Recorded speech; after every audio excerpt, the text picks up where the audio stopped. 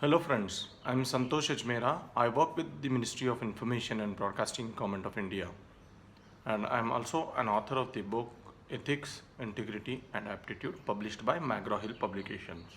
Today we are going to speak about the topic of ethics infrastructure. As we all know, the infrastructure is nothing but the basic physical and organizational structure or facilities which are required for the functioning of any society. The ethics infrastructure, therefore, is nothing but the essential elements which are required for the operation of ethical society.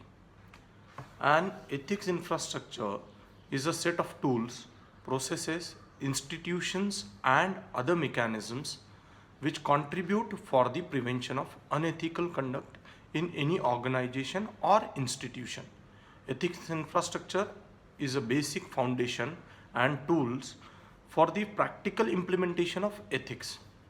Getting the ethics infrastructure right is therefore one of the most essential aspects for the progress and sustenance of any organization and in turn the society per se. The combination of ethical standard setting, legal regulation and institutional reform is called the ethics infrastructure or ethics regime or integrity system.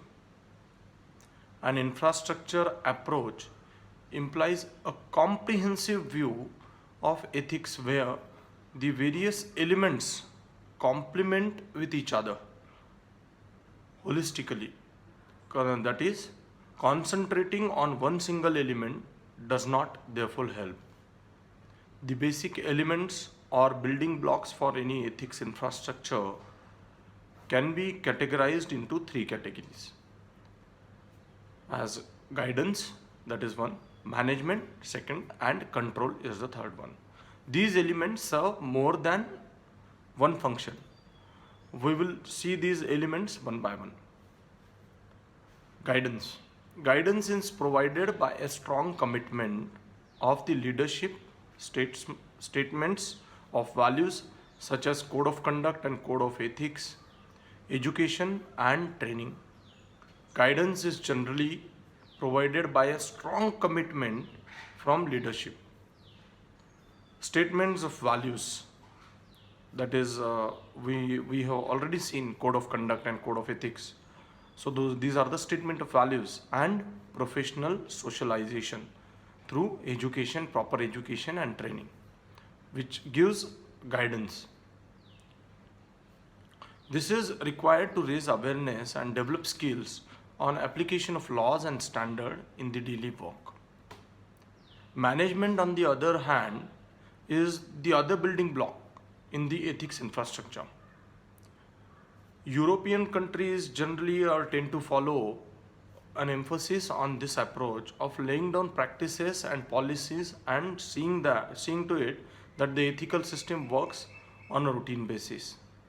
In most cases, ethical management is the responsibility of ministries themselves to deal with, but in a handful of countries, few of the countries, it is handled by special outside bodies such as the Public Service Commission in Ireland or the powerful US Office of Government Ethics, OGE, which is a sort of transparency watchdog. In India too, recently we have started with the discussion on institutions such as Lokpal and Lokayukt, to which are supposed to look into the which are external and outside bodies and supposed to look into the ethics management as one of the principles. Control is the third important building block of ethics infrastructure. Control is essentially a regulatory dimension, a legal framework which assures independent investigation and prosecution in the public sector, as well as brings accountability, transparency and scrutiny. Where rules exist, the control element ensures that they are implemented. Control is executed by the following factors: effective legal framework, promoting standard behavior of public officials, effective accountability mechanisms, like internal control and external audit, transparency mechanisms like citizen charter, government governance, right to information act, etc., facilitating public involvement and scrutiny. And the last one is independent investigative agencies and investigation and prosecution agencies. We have already seen the compliance approach, which is similar to this. Thus, we can say following things can constitute ethics infrastructure. First one is a framework of moral values and ethical principles. A program for the socialization of an ethical framework and code of conduct and code of ethics. Established anti-corruption legislation. Established administrative procedures. Then mechanisms for whistleblowing, that is ombudsman. Sanction on reprehensible acts. Mechanisms for collaboration between existing anti-corruption agencies and other agencies. Management, coordination and evaluation of an ethical infrastructure. These are various things under ethical infrastructure. Like India has also introduced a number of initiatives as a part of creating ethics infrastructure for the country per se. This ethics infrastructure in the country, which may be encouraged and promoting high standards of conduct, and the recent initiatives such as citizen charter, whistleblowers bill, implementation of code of conduct and code of ethics for the civil servants and the government agencies, then ethics committee for parliamentarians, Lokpal bill, etc., are some of the steps undertaken in the direction of creation of ethics infrastructure for the country.